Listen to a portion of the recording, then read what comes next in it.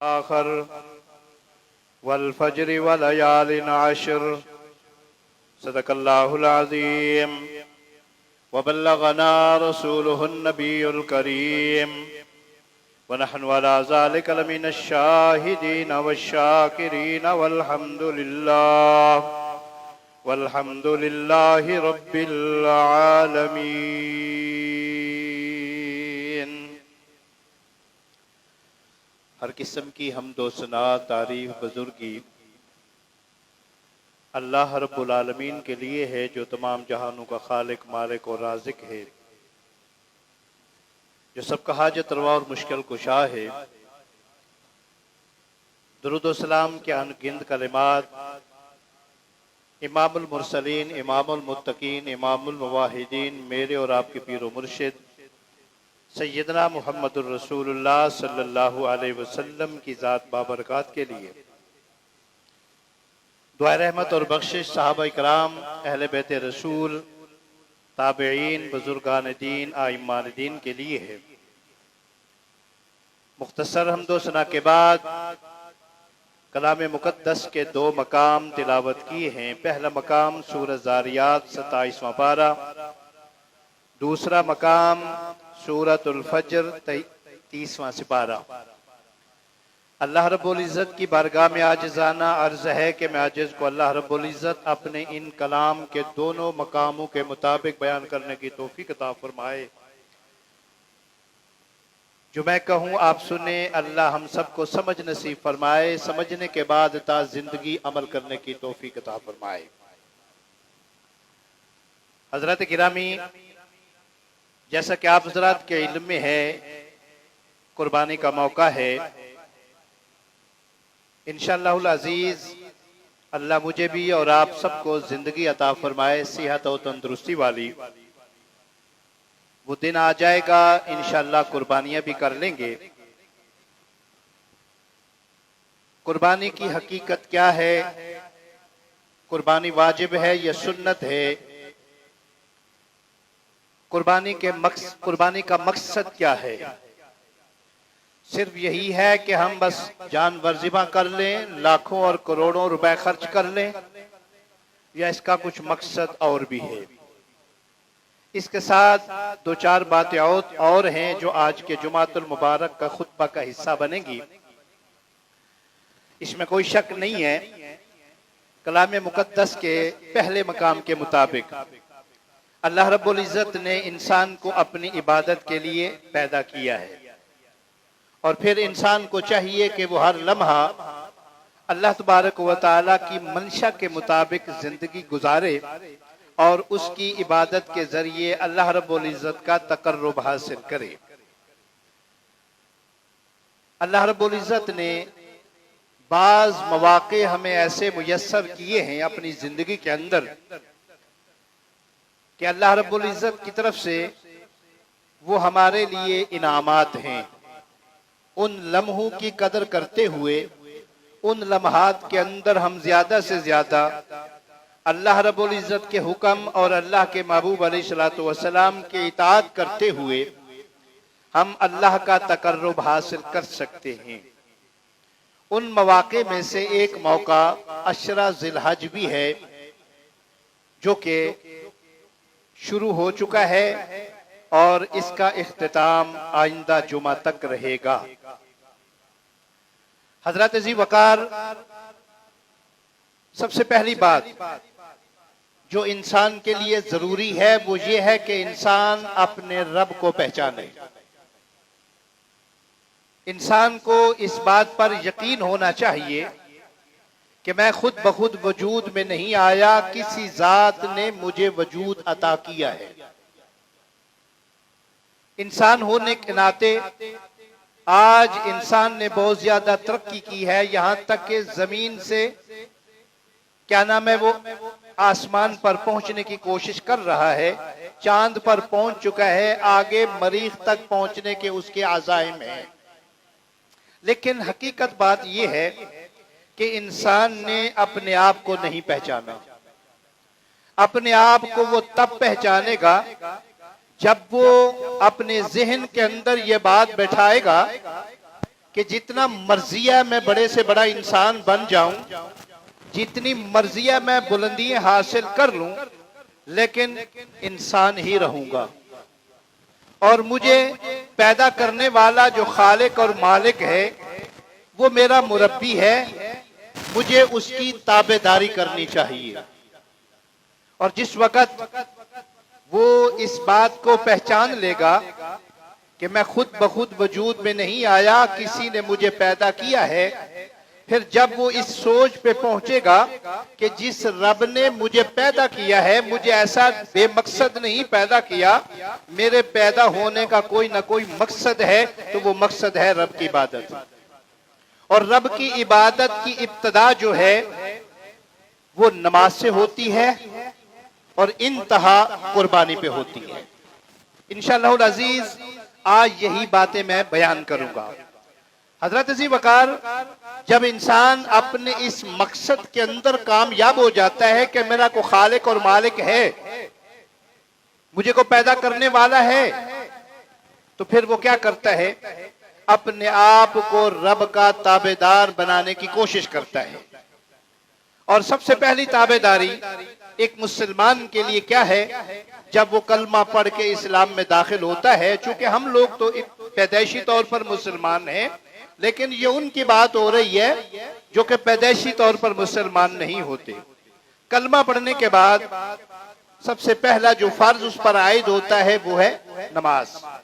यहां से इंसान अपने रब को पहचानना शुरू कर देता है।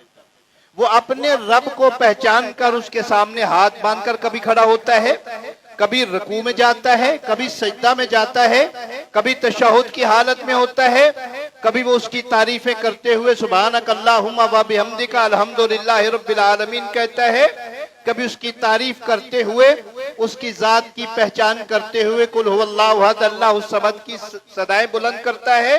और फिर कभी रकू और सजदे की हालत में वो अपने रब की बुलंदियों को बयान करते हुए और अपनी पस्ती का ऐलान करते हुए सुबहान रब्बियल अजीम और सुबहान रब्बियल आला की सदाएं बुलंद करता है। और कभी तशहुद की हालत में बैठकर वो अपने रब के सामने ये इकरार करता है, अत्तहियातु लिल्लाहि व सलवात व तय्यबात अस्सलामु अलैका अय्युहन नबी। और फिर आखिर पे वो इल्तिजा करता है, रब्बी जालनी मुकीमस्सलाति व मिन ज़ुर्रिय्यती रब्बना व तक़ब्बल दुआ रब्बना इग़फ़िर ली व लिवालिदैया व लिलमुअ्मिनीना यौम यक़ूमुल हिसाब। कभी वो कहता है रब्बना आतिना फिद दुनिया हसना व फिल आखिरति हसना व क़िना अज़ाबन नार। कभी वो इल्तिजा करता है, अल्लाहुम्मा इन्नी अऊज़ु बिका मिन अज़ाबिल क़ब्र व अऊज़ु बिका मिन अज़ाबि जहन्नम। और कभी वो सदाएं बुलंद करते हुए कहता है, अल्लाहुम्मा इन्नी अऊज़ु बिका अल्लाहुम्मा इन्नी ज़लमतु नफ़्सी ज़ुल्मन कसीरा वला यग़फ़िरु ज़ुनूबा इल्ला अंता। और कभी वो अपनी आजिज़ी का, इनकसारी का इजहार करते हुए ये कहता है, रब्बिरहमहुमा कमा रब्बयानी सगीरा। इलाहुल आलमीन, मैं भी कमजोर था, मेरे वालिदैन भी कमजोर हैं, अल्लाह तू ही क्या हमारा मददगार बन जा। हज़रत गिरामी, जब इंसान इस कैफियत पे पहुंचता है, वो अपने रब को पहचानता है, वो अपने मकसद जिंदगी को पहचानता है, तो उसने ये इबादत की इब्तिदा की है। और फिर जिस वक्त वो इबादत में मगन हो जाता है, तो फिर उसके ज़हन में ये एक बात आती है कि अब मुझे अपने रब की इताअत करनी चाहिए। इबादत वमा खलक़तुल जिन्ना वल इंस, ये है इबादत। फिर उसके बाद क्या है, रब की इताअत। उसका फिर दूसरा स्टेप है, वो इबादत के बाद इताअत क्या है, अपनी ख्वाहिशात को दबा देना और रब की मर्जी के मुताबिक जिंदगी बसर करना। मसलन साल में एक मर्तबा हम क्या करते हैं, रोजे रखते हैं, और रोजे में क्या होता है, अपनी तमाम ख्वाहिशात को दबा देते हैं।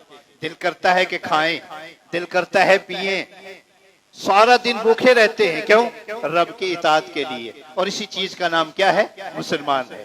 रब्बना वजअलना मुस्लिमैन लक व मिन ज़ुर्रिय्यतिना उम्मतन मुस्लिमतन लक। सैयदना इब्राहीम अलैहिस्सलातु वस्सलाम की ये दुआ कि या अल्लाह मुझे भी और मेरी औलाद को भी अपना फरमाबरदार बना ले। और जब इंसान इस मकाम पे पहुंचता है कि वो अपने आप को अपने रब का इताअत गुजार बना लेता है, फिर हर काम के अंदर वो अपनी मर्जी नहीं करता, वो और खालिक और मालिक की मर्जी को मद्देनजर रखता है। उसकी कोशिश होती है मैं कोई ऐसा काम ना कर पाऊं जिससे मेरा खालिक और मालिक नाराज हो जाए। और फिर जिस वक्त वो अपने आप को रब का ताबेदार बना लेता है, इबादत गुजार बना लेता है, फिर उसके बाद रब का ताबेदार बनकर उसकी इताअत करता है, अपने आप को मुसलमान बना लेता है। फिर इसके बाद है कुर्बानी। अब रब की मंशा ये तकाजा करती है कि हम अल्लाह के लिए अपने आप को काट डालें, माली लिहाज से, जिस्मानी लिहाज से। यानी अगर अल्लाह हमारे जिस्मों की कुर्बानी मांगे, बगैर किसी सोचे समझे अपने आप को कुर्बान कर डाले। उसकी मिसाल सैयद इब्राहिम का ख्वाब और सैयदना इस्माइल अलैहिस्सलाम की फर्माबरदारी। आगे चलकर उस पर गुफ्तगू करूंगा। अल्लाह ने माल मांगा, माल कुर्बान कर दिया। हजरत अली वकार अल्लाह रब्बुल इज्जत ने इंसान को ये मौके दिए हैं और उन मौकों में से सबसे अहम मौका ये है जुल्हज का ये पहला अशरा। आप लोगों ने किया भी होगा, सुना भी होगा, तजर्बा भी है। वो लोग जिनको अल्लाह रब्बुल इज्जत ने ताकत दी है, इस्तिताअत है, माल और दौलत है, सेहत तंदुरुस्ती है, तो वो हज करे। हज फर्ज है। अब इसके साथ कुर्बानी है। कुर्बानी फर्ज नहीं है। हज फर्ज है, कुर्बानी फर्ज नहीं है। ये बात याद रखिएगा। इसी बात से चूंकि मैंने एक बात शुरू करनी थी कि चूंकि हमारे यहाँ आम तौर पे जब ये सीजन आता है तो हर आदमी के ज़हन में ये सवाल पैदा उठता है कि क्या कुर्बानी वाजिब है, फर्ज है, सुन्नत है या मुस्तहब है। तो हजरात गिरामी, हज फर्ज है, कुर्बानी फर्ज नहीं है। उसकी वजह यह है, कुर्बानी किन हाजियों के ऊपर है? हर हाजी पर कुर्बानी नहीं है, बल्कि कुर्बानी उन हाजियों के लिए है जो हज्जे तमत्तो करते हैं। हज्जे तमत्तो वो होता है जो एक हाजी अपने घर से निकलते हुए ये इरादा रखता है कि मैं जाकर पहले उम्रा करूंगा, उम्रा करने के बाद इहराम खोल दूंगा, उसके बाद जब दोबारा 8 जिलहज का दिन आएगा तो दोबारा इहराम बांध के मैं अरकान हज अदा करूंगा। इसको हज्जे तमत्तो कहते हैं। इसके लिए कुर्बानी है। और ये कुर्बानी क्यों है? उस हज का हिस्सा नहीं है, बल्कि जो आपने फायदा उठाया है उस फायदे उठाने का ये फिदिया है। यानी आपने फायदा उठाया, अल्लाह ने आपके ऊपर ये फिदिया डाल दिया।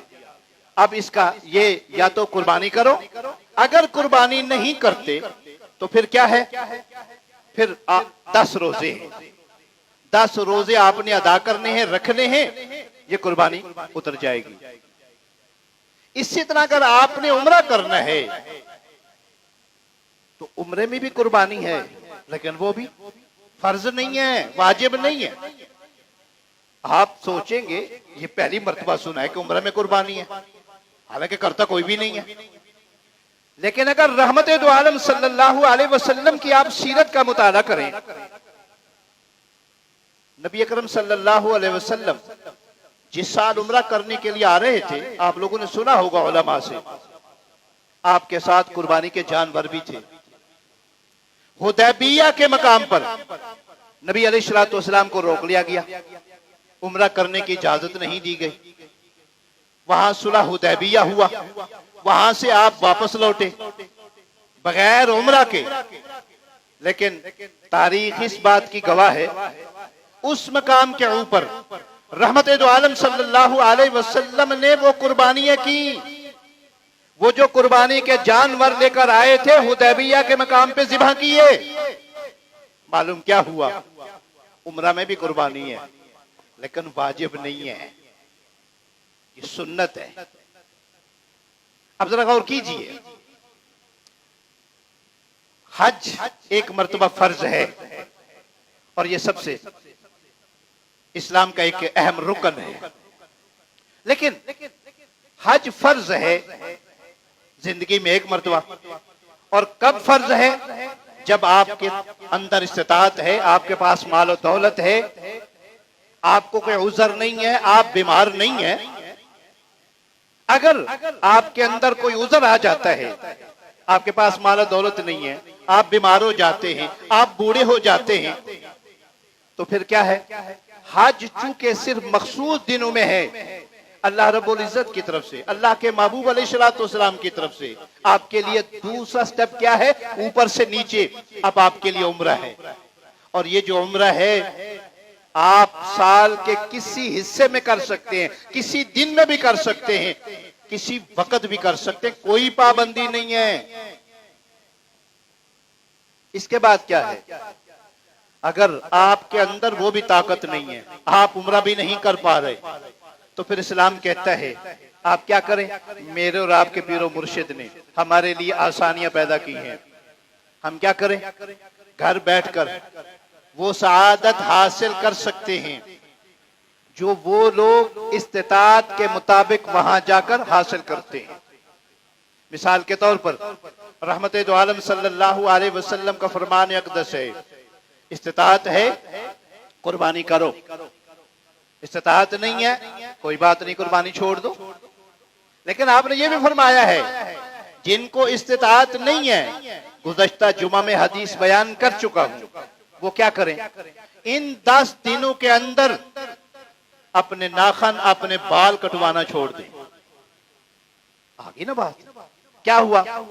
यानी वो जो इहराम के दौरान हज और उम्रा करने वाले जो अपनी कैफियत बनाते हैं अपने रब के सामने, वो एक आम इंसान, एक गरीब इंसान जो हज और उम्रे की इस्तिताअत नहीं रखता, वो अपने इलाके में रहकर, अपने घर में रहकर वही कैफियत शुरू करते, वही अपनी हालत बना लें। इन 10 दिनों के अंदर वो क्या करे?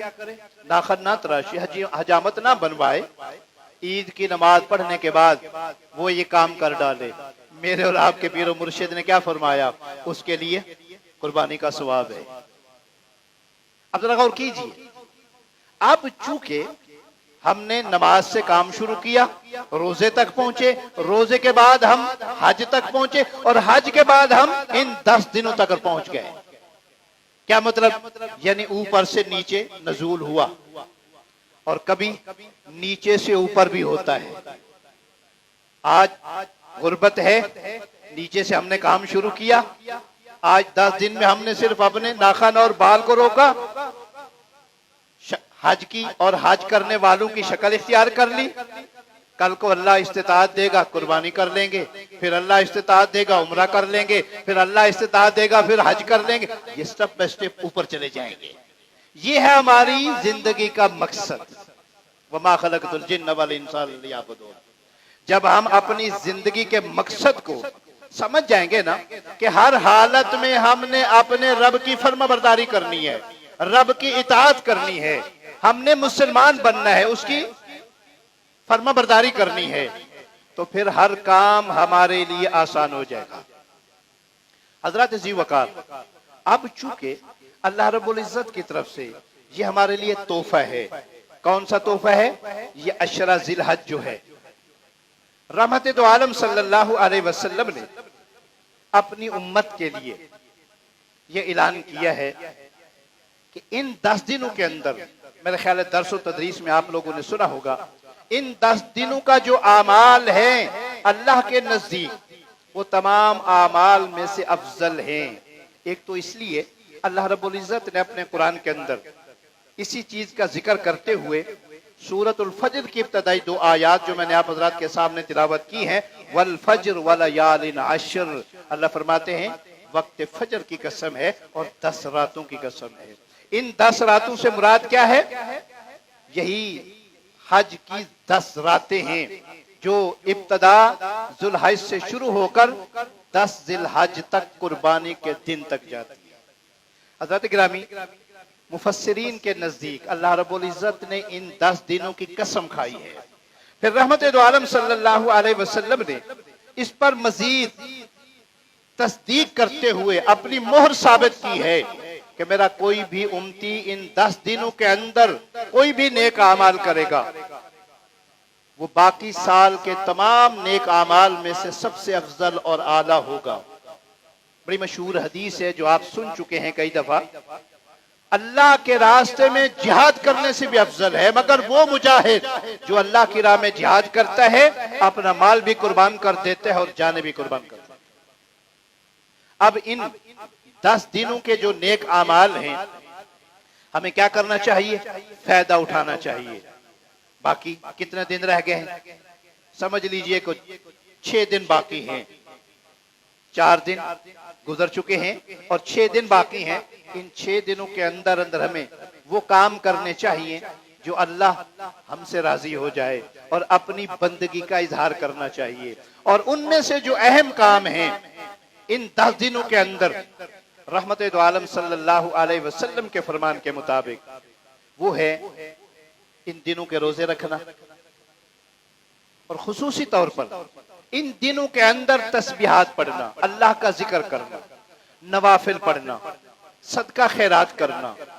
ये वो तमाम, चूंकि टाइम मुख्तसर है, मैं सिर्फ मुख्तसर बात करता जा रहा हूं, तफसील में नहीं जाना चाहता। ये वो तमाम नेक आमाल हैं जो हमें हर वक्त इनका ख्याल रखना चाहिए और इस मौके से फायदा उठाते हुए ज्यादा से ज्यादा क्या करना चाहिए? अपने रब को राजी करना चाहिए। अब जिस वक्त ये तमाम 9 दिन चले जाएंगे, 10वां दिन आ जाएगा, फिर 10वें दिन हमने क्या करना है? रब के यहां अपनी कुर्बानी पेश करनी है, जिनको अल्लाह ने इस्तिताअत दी है, ताकत दी है। लेकिन कुर्बानी करने से पहले जो अहम बात है वो ये है कि सिर्फ हमने अपने माल अल्लाह की राह में कुर्बान नहीं करने, बल्कि जो अहम बात है वो ये है कि हमने सबसे पहले अपनी ख्वाहिशात पर छुरी फेरनी है। अपनी ख्वाहिशात की कुर्बानियत पहले, सबसे पहले वो देनी है, वो अदा करनी है। अगर ख्वाहिशात की कुर्बानी अपनी जगह पे मौजूद है, वो हम कुर्बानी नहीं दे पा रहे, हजारों नहीं, लाखों नहीं, करोड़ों रुपए की अगर आप कुर्बानी कर रहे हैं या कर डालते हैं, उसका फायदा कोई नहीं है। ये बात हकीकत कह रहा हूं। मिसाल के तौर पर कई माशाअल्लाह हमारे ऐसे कुर्बानी करने वाले हजरात हैं जो क्या करते हैं, कारोबार तो माशाअल्लाह सूद का है, धोखे और फ्रॉड 2 नंबर के कारोबार, और फिर कुर्बानियां माशाअल्लाह बढ़ चढ़ कर करते हैं। 2-2, 4-4, 5-5 बकरे माशाअल्लाह, 5-5, 10-10 भेड़े माशाअल्लाह उनके दरवाजे के सामने खड़े होते हैं।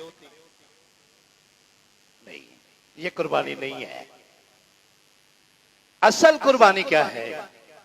सैयदना इब्राहीम अलैहिस्सलातु वस्सलाम को अल्लाह ने हुक्म दिया, बल्कि हुक्म नहीं दिया, सिर्फ ख्वाब दिखाया। अगरचे अंबिया का ख्वाब भी हकीकत होता है। और वो क्या थी? वो ख्वाहिशात थी हजरत इब्राहीम की, और अल्लाह ने इब्राहीम की वो ख्वाहिशात को पूरा किया। और इब्राहीम अलैहिस्सलातु वस्सलाम ने क्या किया? जिस वक्त अल्लाह ने इब्राहीम अलैहिस्सलातु वस्सलाम को हुक्म दिया कि अब क्या करो, अपनी इस ख्वाहिशात को मेरे लिए कुर्बान कर दो। पता है इब्राहीम अलैहिस्सलातु वस्सलाम कितनी जिंदगी ये ख्वाहिशात करते रहे? आप तारीख पढ़ के देखें, तकरीबन 80 साल की उम्र हो गई है, बूढ़े हो चुके हैं। और जिस वक्त बाप ने घर से निकाला, इब्राहीम यहां से चले जाओ, अब चूंकि घर के अंदर रौनक थी, माँ बाप थे, रिश्तेदार थे, मोहल्लेदार थे, सब जानते थे, सबके अंदर मिलजुल कर रहते थे। लेकिन जब बाप ने कहा ना इब्राहीम निकल जाओ मेरे घर से, सैयदना इब्राहीम अलैहिस्सलातु वस्सलाम घर से निकलते हुए अपने रब के सामने इल्तिजा करते हुए अपनी जबान से ये अल्फाज अदा करते हैं। अल्लाह का कुरान सुनिए, वक़ाल इन्नी ज़ाहिबुन इला रब्बी सयहदीन रब्बि हबली मिनस सालिहीन। जब इब्राहीम अलैहिस्सलातु वस्सलाम को बाप ने कहा निकल जाओ मेरे घर से, मेरे घर के अंदर तेरे जैसे बेटे की जगह कोई नहीं है, क्योंकि तू एक रब को मानने वाला है, मैं कई रबों को मानता हूं, मेरे और तेरे अकायद अलग अलग है। तो वहां पे बेटे ने क्या जवाब दिया, अच्छा बाजी मैं जा रहा हूं, मुझे तेरे घर की कोई परवाह नहीं है, तू जाने और तेरा घर तुझे मुबारक हो। बाप पूछता है इब्राहिम हैरानगी से, कहां जाओगे? किसी रिश्तेदार ने तुम्हें नहीं रखना, इस इलाके में कहां जाओगे, आगे कहां जाओगे जहां तुम्हारे लिए कोई जगह मिलेगी तुम्हें?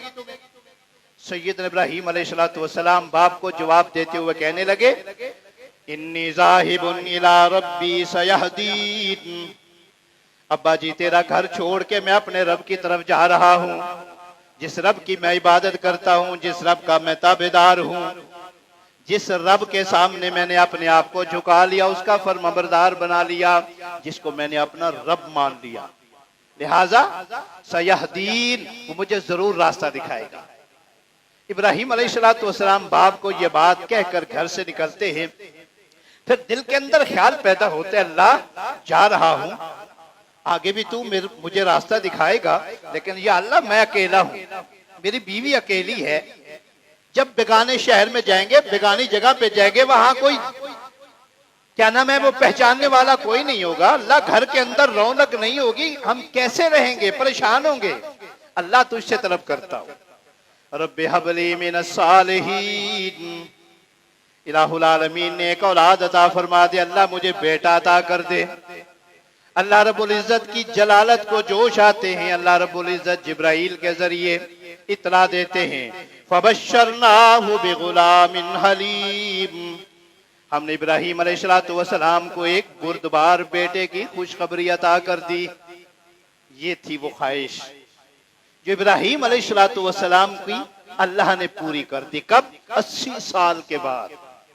अब हजरत जी वकाल जरा गौर कीजिए, अल्लाह ने ख्वाहिश पूरी कर दी। अल्लाह, तफसील में नहीं जाना चाहता, तफसील बड़ी लंबी है, टाइम खत्म होने को जा रहा है। अल्लाह ने बेटा दे दिया, बेटा देने के बाद अल्लाह ने इम्तिहान डाल दिया, लो जी इब्राहिम अपने बेटे और अपनी बीवी को वहां छोड़ कर आओ, जहां ना कोई इंसान है, ना कोई पानी है, ना कोई खाने पीने के असबाब हैं, वो एक जंगल बयाबान है, एक चटियल मैदान है, एक पहाड़ है जले सड़े हुए, वहां जाकर छोड़ के आओ। अल्लाह अकबर।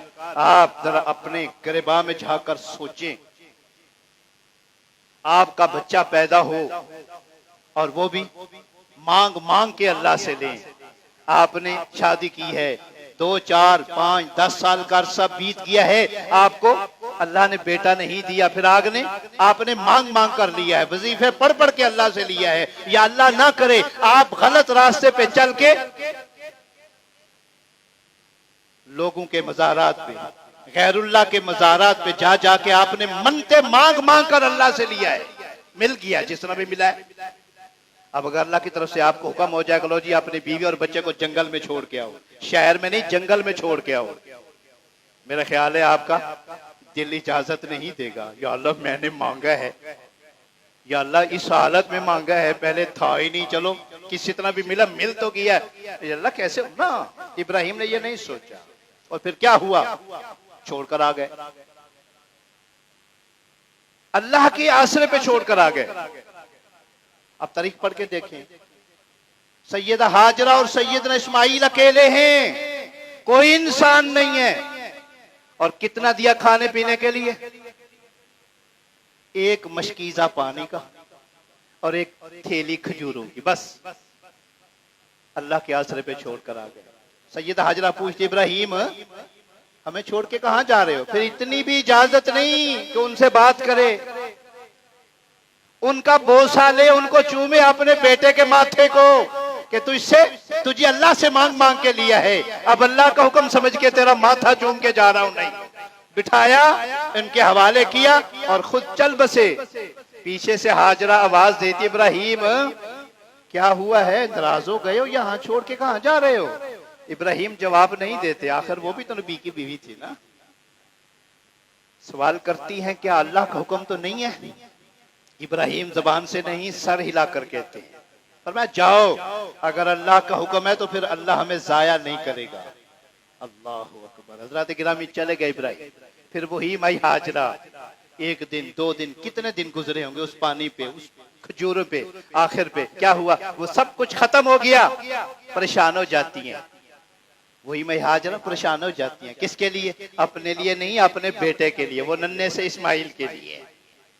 फिर क्या हुआ, वो सफा मरवा की दौड़ लगाती हैं, बच्चे की जिंदगी, अपने लिए नहीं, बच्चे की जिंदगी के लिए। अल्लाह मैं इसको कैसे बचाऊं? 7वें चक्कर पे आवाज आती है, इधर उधर देखती हैं, नजर कोई नहीं आता, सवाल करती हैं, है कोई मेरी मदद करने वाला? जिब्राइल अमीन कहते हैं मैं आपकी मदद के लिए आया हूं, अल्लाह आपको जाया नहीं करेगा। जिब्राइल अमीन जमीन पे पांव पर मारते हैं, वहां से चश्मा जारी हो जाता है, और एक रिवायत के मुताबिक नन्हे इस्माइल की एड़ियां लगती हैं, वहां से चश्मा जारी हो जाता है। और फिर सैयदना हाजरा पहुंचती हैं और उस पानी को क्या करती हैं, बन्नी लगाती हैं, जम जम ठहर जा, मेरे और आपके पीर मुर्शिद सैयदना मोहम्मद रसूलुल्लाह सल्लल्लाहु अलैहि वसल्लम इरशाद फरमाते हैं, अल्लाह रहम करे उम्मे इस्माइल पे, अगर वो इसको जमजम ना कहती, बन्नी ना लगाती, पूरी दुनिया पे फैलता, और आज भी फैला हुआ है। हजरत जी वकार, मकसद क्या है? उन लोगों ने अपनी ख्वाहिशात पे छुरी फेरी, अपनी ख्वाहिशात को कुर्बान किया, हमारे जैसे जानवर कुर्बान नहीं किए। लेकिन आगे चल के सुनिए, हम तो जानवर ज़िबा करते अपनी ख्वाहिशात पे, कभी छुरी नहीं फेरते, और यहां तक हम अपने माँ बाप की नाफरमानी करते हैं और कुर्बानी बड़े जोर शोर से करते हैं। कभी सोचा है जब इब्राहिम अलैहिस्सलाम को अल्लाह ख्वाब दिखाते हैं, ख्वाब में क्या देखते हैं? खुद अपने ख्वाब का जिक्र करते हैं बेटे के सामने। कुरान कहता है, काला या बुनैया इन्नी अरा फिल मनाम अन्नी अज़बहुका फंजुर माज़ा तरा। बेटा जी, ख्वाब की हालत में मुझे ऐसे नजर आता है कि मैं तुझे ज़िबा कर रहा हूं। फंजुर माज़ा तरा, अब तुम बताओ तुम्हारी क्या राय है, तुम क्या कहना चाहते हो मेरे ख्वाब के बारे में? अब्बा जी ने अपने ख्वाब का जिक्र किया, और आगे बेटे का जवाब सुनिए, मेरे और आप जैसा बेटा नहीं था। हमारे तो घर का को काम हो ना, अब्बा जी गुस्से में आ जाए तो घर से निकालने के लिए तैयार हो जाते हैं, और ऐसे हैं नाफरमान, जालिम हैं ऐसे, अल्लाह की कसम है, माँ बाप को घर से निकाल देते हैं। लेकिन याद रखिएगा, ये जो तेरी कुर्बानी है ना, लाखों की करोड़ों की, ये सब जाया है। कब? जब तेरा माँ बाप तुझ पर नाराज है, पहले माँ बाप को राजी कर। ये मैं नहीं कह रहा, रब का कुरान कह रहा है। इस्माइल अलैहिस्सलाम ने अब्बा जी का ख्वाब सुना तो ये नहीं कहा, अब्बा जी मुझे क्या पता आपने कब ख्वाब देखा है, कौन सी तारीख को देखा है, या आपका ख्वाब हकीकत भी है कि नहीं, नहीं, ये नहीं कहा। बल्कि कुरान कहता है, जब बाप ने ये कहा ना, या बुनैया इन्नी अरा फिल मनाम अन्नी अज़बहुका फंजुर माज़ा तरा, बेटा जी ख्वाब की हालत में मैं तुझे ज़िबा कर रहा हूं, तेरे गले पे छुरी फेर रहा हूं। फंजुर माज़ा तरा, बेटा जी तुम्हारी क्या राय है, इस बारे में तुम क्या कहते हो? बेटे ने बगैर सोचे समझे बाप को जवाब दिया, या अबति फ़अल मा तुमर सतजिदुनी इंशाअल्लाहु मिनस साबिरीन। अब्बा जी देर किस बात की, सोच किस बात की, मशवरा किस बात का? जब अल्लाह ने हुक्म दे दिया तो फिर अमल कर लीजिए। अल्लाह, किसी ने कहा था ये फैजान नजर था या के मकतब की करामत थी, ये फैजान नजर था या के मकतब की करामत थी, सिखाए जिसने इस्माइल को आदाब फर्जंदी। ये था अदब व एहतराम। ये नहीं कहा अब्बा जी ये बात है, अब्बा जी वो बात ना। अल्लाह अकबर। कहने का मकसद ये हजरत गिरामी, कुर्बानी का असल मकसद ये, हमने सिर्फ उसकी पूछड़ को पकड़ लिया, कुर्बानी के पूछड़ को पकड़ लिया। हकीकत पूछड़ ही है ना। लो जी बकरा आ गया, 2 बकरे आ गए, 4 बकरे आ गए, कुर्बानी हो गई है। और कभी माँ बाप की तरफ ध्यान दिया है, माँ बाप की खिदमत की है, माँ बाप की फरमाबरदारी की है? अगर की है तो ये लाखों और करोड़ों आपके कारआमद हैं। अगर माँ बाप की नाफरमानी है, माँ बाप को नाराज किया हुआ है, माँ बाप अब अकेले कमरे में बैठे हुए हैं और तुम अपनी बीवी के साथ, अपने बच्चों के साथ अपने कमरे में खुश हो, बाहर से चीज लेकर आते हो, अपनी बगल में छुपा के ले जाते हो, कहीं माँ बाप देख ना ले, बेशरम बेहया। पहले इस बात पे सोचिए, कुर्बानी बाद में कीजिए। ये बात हकीकत है जिसकी तरफ मैं खुसूसन नौजवान तबके को तवज्जो दिलाना चाहता हूं। कई माँ बाप ऐसे हैं जो हकीकत है अल्लाह की कसम है रोते, लेकिन कभी माँ बाप अपने बच्चों के बारे में बुरा नहीं सोचते। ये बात याद रखिएगा, खुद मर जाएंगे, बच्चों का बुरा नहीं सोचेंगे। इसलिए हजरात गिरामी, हमने कुर्बानी के मकसद को समझना है। कुर्बानी का मकसद क्या है? कुर्बानी का मकसद है अपने रब की ताबे